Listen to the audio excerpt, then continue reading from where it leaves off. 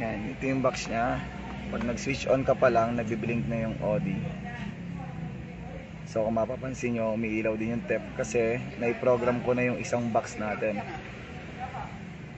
So hindi na siya under. Pero kung mapapansin nyo, pag sira ang computer box, pag switch on mo pa lang, mapapansin nyo yung Audi is nagbi-blink na kagad.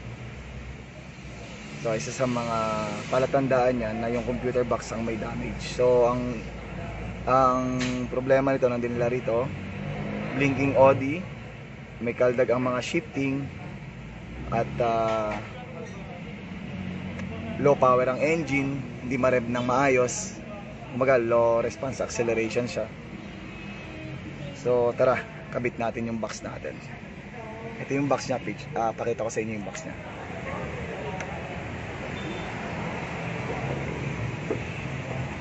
Ano po? Sige, palitan mo ng box, Pong.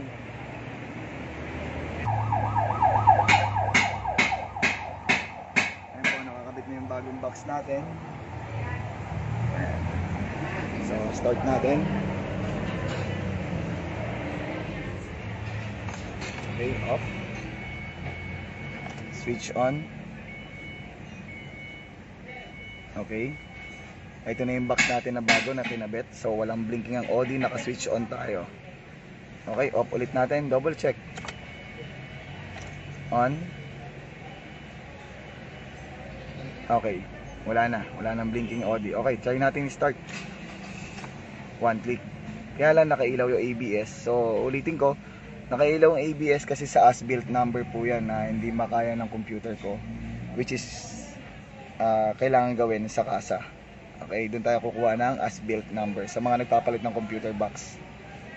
Okay, ayan. Check natin kung may acceleration na.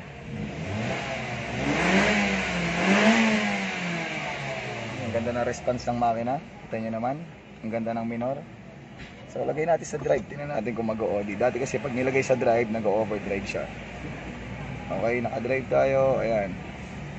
Walang Audi. Okay, road test natin mamaya. Tapos interviewin natin si Sir. Okay, salamat mga ka-40 and God bless everyone. Hello mga ka-4D, magandang hapon. Ito, isa na namang Fordscape ang ating ginawa. At ang issue natin, anong issue dati sir? Sira yung computer box. Anong sintomas sir ng computer box sir? Nung naramdaman yung computer box ang problema? Yung nagbi-blink yung OD. Nagbi-blink yung Audi, tsaka Tapos hard shifting. hard shifting, tsaka yung acceleration. Yung acceleration. Anong nararamdaman niyo sa acceleration sir every time na ina-accelerate siya? Mabagal, parang hina na acceleration niya. Walang response, parang ganun. Delay response. Tapos minsan nawawala rin yung throttle. Hindi mo na ma-accelerate. Kahit apakan mo na sagad, walang response. So far sir, kamusta yung pinalta natin ng box? Anong pagbabago? Ngayon mas smooth, wala na yung halos ayun. Bumalik na sa dati. Smooth shifting, responsive yung acceleration. Ano pa ba sir? Ang nagbago? Wala yung kaldag, yung parang shift bump. So far sir, sa tingin nyo okay na? Okay na. Malaki yung changes. Tapos wala nang Audi sir, ano? Ayun sir, isa yun sa mga symptoms ng sinasabi ko lagi na kailangan i-reseal yung box natin kasi lalo na ngayong mga tag-ulan na. So nababasa talaga. Literal yung box natin kasi yung box natin nakalagay sa baba ng wiper natin. So walang ibang pwedeng maging cause kundi mabasa talaga yung computer box. So ang kailangan talaga kung mga hindi pa sira yung mga box natin or wala pang mga sintomas na kagaya ng kay sir, mas maganda ma-reseal para mas maagapan kaysa mas gumastos ng malaki. So sir, maraming salamat at God bless po.